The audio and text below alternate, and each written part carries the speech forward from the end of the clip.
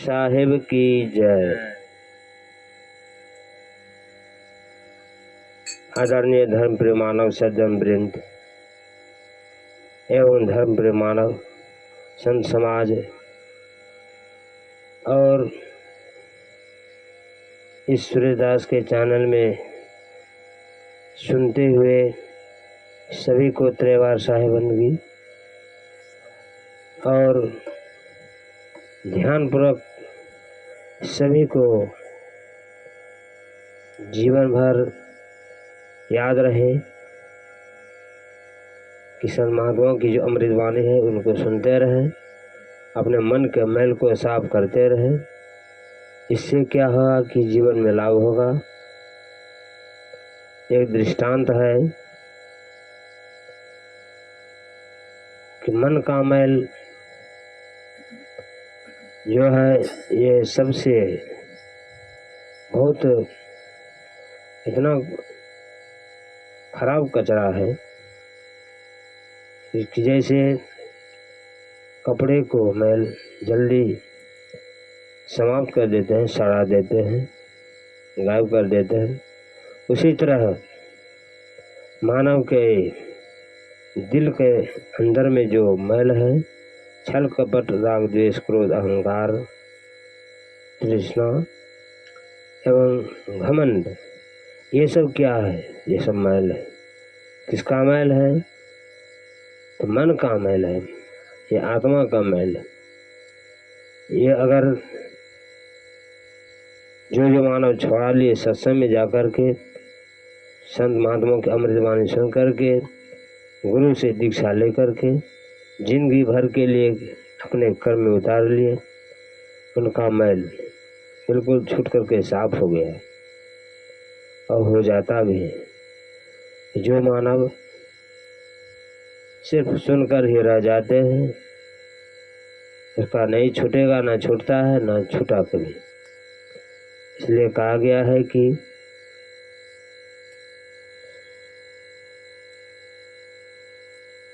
मन का कहन कीजिए, मन है पक्का चोर, इस मन ने तन को ले जाकर के नरक में देगा छोड़। इसलिए मन जो है ये सुमति और कुमति की बात है।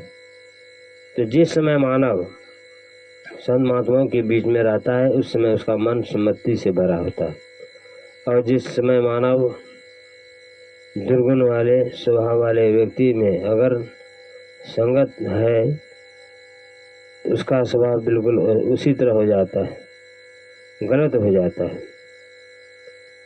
उसका हानि भी किसका ऊपर, किसके ऊपर जाएगा, किसको फल मिलेगा? उसी को जो अपने जीवन में जैसा रखा है। इसलिए कहा गया है कि कबीर की वाणी जो है सबसे निष्पक्ष है और न्यूट्रल है, बिल्कुल साफ सुथरा है। इसलिए कहा गया है कि जो तू चाहे मुझको छाड़ सकल की आस, मुझे ऐसा हो रहो सब सुख तेरे पास। तो ये मन जो है कौन चीज है? मन है कोयली। इस आत्मा को क्या करता है? तो जैसे कौवा जब अपना बच्चा या अंडा खोता में घोंसला में दे देता है तो कोयले का अंडा और उसका अंडा बराबर होता है, देखने में, रंग रूप, शकल में, आकार में। तो कोयले क्या होशियारी करता है कि जहाँ जहाँ देखता है कौवा का अंडा है उसको नीचे गिरा देता है, फेंक देता है, अपना कोयले का बच्चा अंडा उस जगह रख देता है। तो उसके अंडा कोई अंतर नहीं होता है और नहीं पहचान पाता है। कौवा कौवी दोनों उस अंडे को सेवा करता है, पालन करता है, रक्षा करता है। जब फूट जाता है कोयले का बच्चा कुकू करने लगता है तो सोचता है कि अभी बच्चा है, बढ़ेगा तो हमारे समान बोलेगा। लेकिन पूरा जब बड़ा हो जाता है, पंख सब पूरा हो जाता है, तब कोयले की आवाज़ में जब बोलता है तब कौवा उसको लपेटता है ये हमारा बच्चा नहीं है, ये दूसरे का है, ये हमारा भाषा नहीं बोलता है, ये हमारा जात नहीं है। उसी प्रकार से बोली और आवाज जितना संत महात्मा कर्म करने वाले हैं, व्यवहार करने वाले हैं,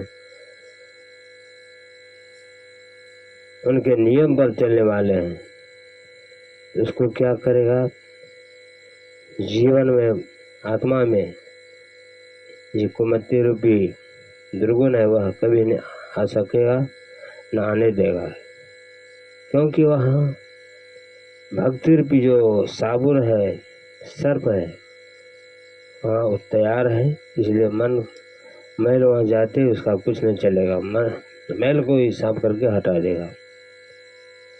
जैसे कि हिरण्यकश्यप ने अपने बेटे को बहुत सताया, लेकिन गुरु का याद स्मरण ध्यान जब तक कुछ नहीं छोड़ा। एक समय अंत में क्या हुआ, उसी का जीत हुआ, उसी का नाम हुआ, उसी का फल मिला, और जो सताया उसको कोई लाभ नहीं मिला और ऊपर से दंड भी मिला। इसलिए दंड जो है खुद मनुष्य अपने आप लेता है। जो बराबर परमात्मा से ज्ञान लेकर अगर जीवन बिताता है तो उसके जीवन क्यों उतना लाभ, क्यों उसका उतना हानि होगा, लाभ ही लाभ होगा। इसलिए संतों का जो विचार होता है संसारी के लोगों से ज्यादा विचार होता है। जो अपने आप में